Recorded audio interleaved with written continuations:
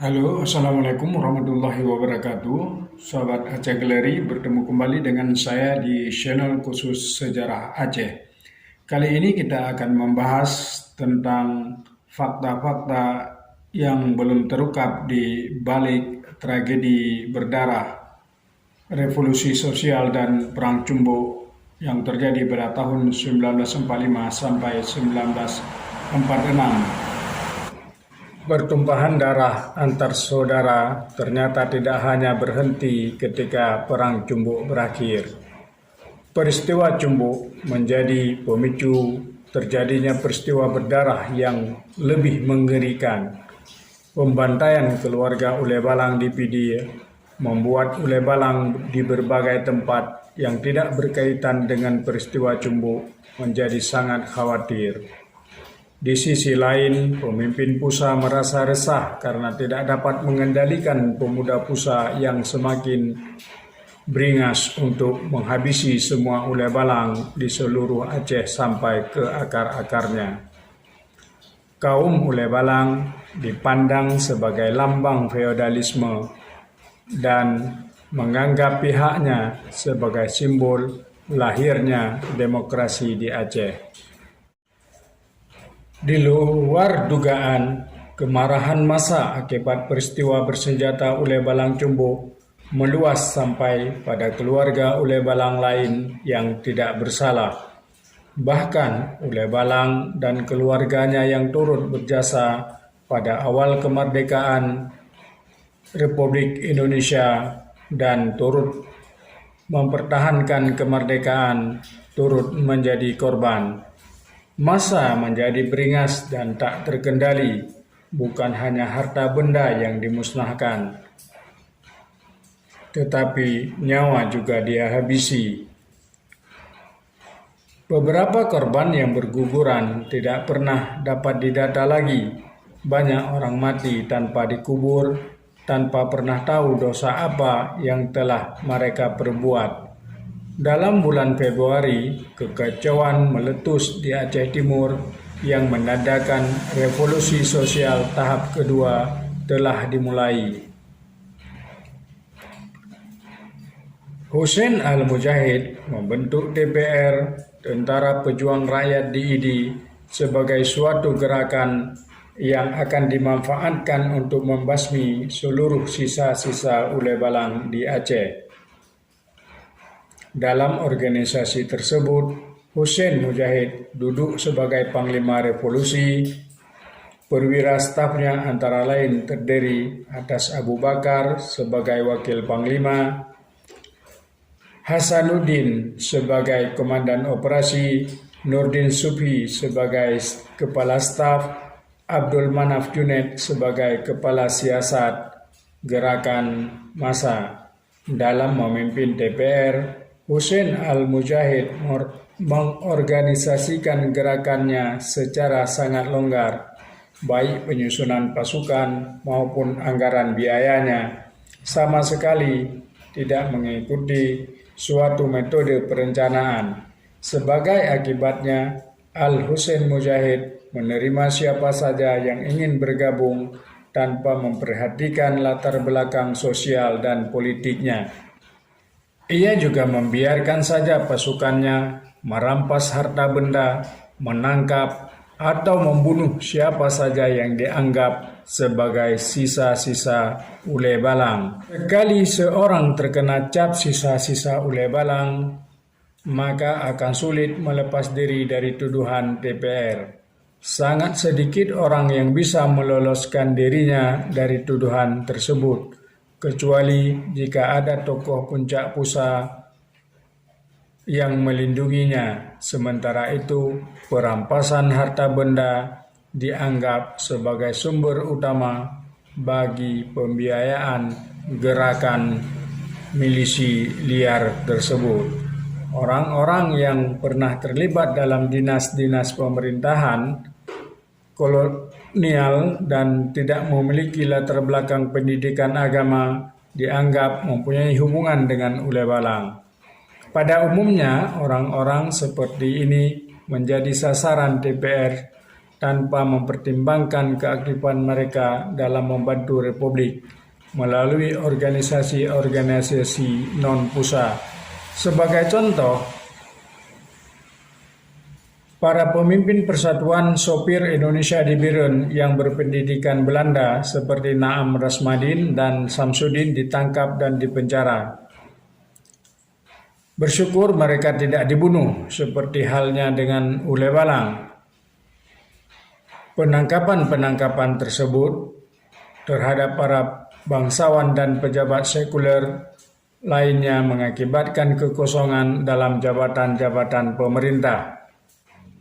Dalam hal ini, atas rekomendasi pemimpin-pemimpin pusat setempat, Al-Mujahid menempatkan orang-orang yang berorientasi kepada pusat untuk menggantikan pejabat-pejabat yang ditangkap.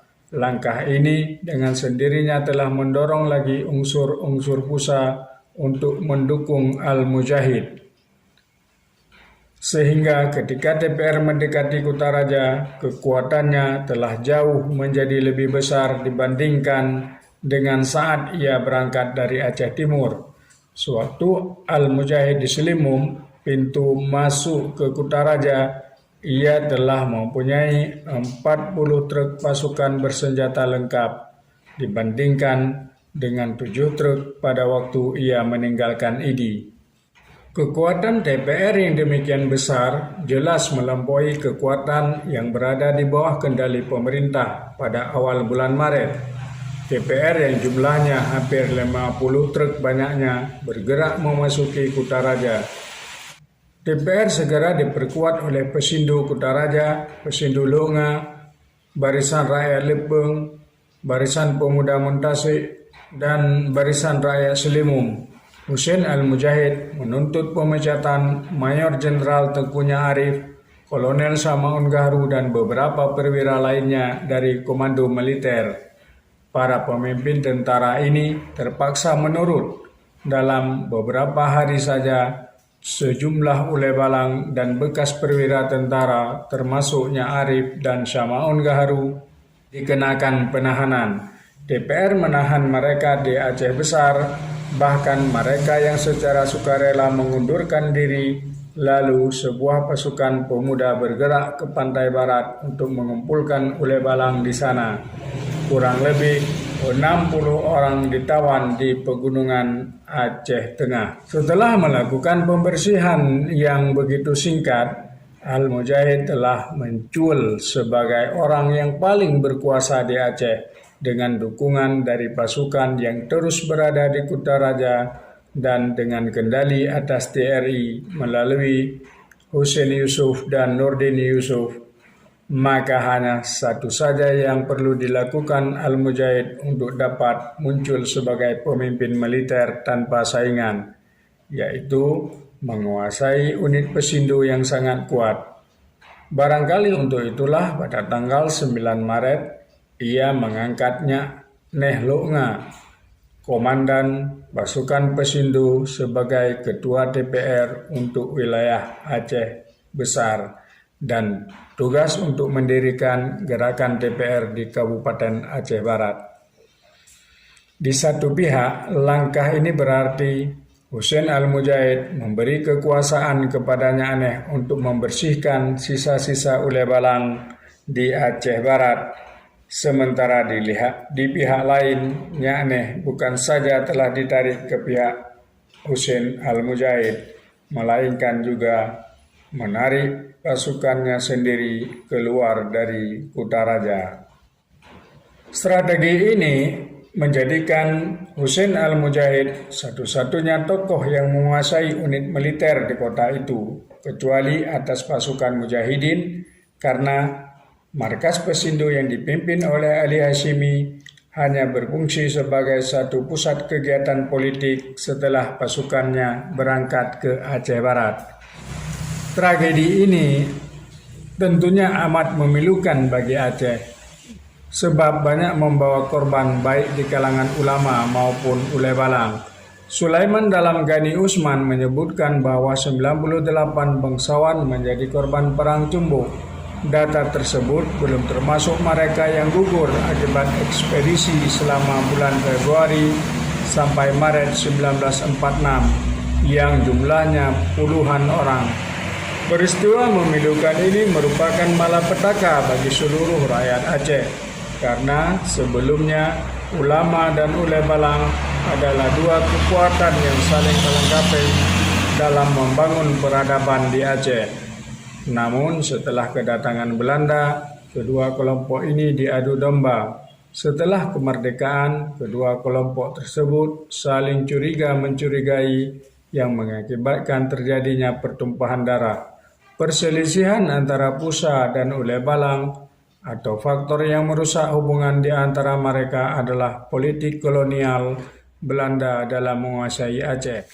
Belanda merangkul Ulebalang untuk memerintah rakyat dan ulama untuk terjun dalam bidang pemerintahan. Dengan demikian, para ulama hanya dapat memimpin rakyat dalam bidang keagamaan dan sosial saja.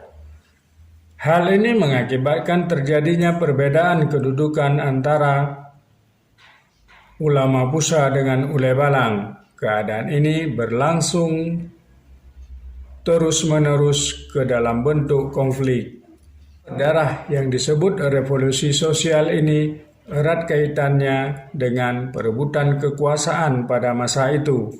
Revolusi sosial telah terorganisir dengan rapi dan dibingkai dengan persatuan seluruh ulama Aceh. Sebab lawan politik Ulebalang sejak tahun 1939 telah terorganisir dalam Pusa dengan terbentuknya badan-badan perjuangan, terutama Pesindu. Mereka terjaring luas dalam berbagai kelompok sosial lainnya di Aceh. Perselisihan antara kedua kelompok ini tampaknya tidak dilepas dari unsur politik. Kelompok ulama berusaha menghancurkan kaum Ulebalang dan mengambil alih kekuasaan, sementara pihak Ulebalang juga memobilisasi semua kekuatan untuk mempertahankan kekuasaan turun-temurun dengan jalan menghancurkan musuh-musuh mereka. Akibat penculikan dan pembakaran rumah, sejak itu terjadi peristiwa yang biasa terjadi di kampung-kampung. Kekuatan di antara Pusa dengan Ulebalang saat itu sangat dominan dalam masyarakat Aceh, sehingga kedua kekuatan tersebut menjadi dasar kekuatan politik, yaitu Ulebalang mempertahankan kekuasaan dan Pusa mencari kekuasaan. Paul van Vers dalam bukunya Perang Aceh mengatakan bahwa Pusa ternyata menjadi alat tengku Muhammad Daud Bere. Bulan Desember 1945 sampai dengan Februari 1946 di Aceh telah meletus sebuah perang saudara yang bukan tidak tepat tidak dinamakan revolusi sosial dalam sebuah pembunuhan besar-besaran kaum Ulebalang disapu bersih. Keluarga-keluarga Ulebalang sampai laki-laki terakhir, istri dan anaknya dibasmi. Demikianlah uraian yang bisa kita sampaikan mengungkap fakta di balik peristiwa tragedi berdarah di Aceh. Revolusi sosial yang terjadi pada tahun 1945 sampai 46 telah memakan banyak korban anak bangsa, baik dari kaum Ulebalang maupun dari rakyat Aceh lainnya. Semoga peristiwa sejarah kelam ini tidak akan terulang kembali di masa depan dan menjadi ikhtibar untuk kita semua. Wassalamualaikum warahmatullahi wabarakatuh.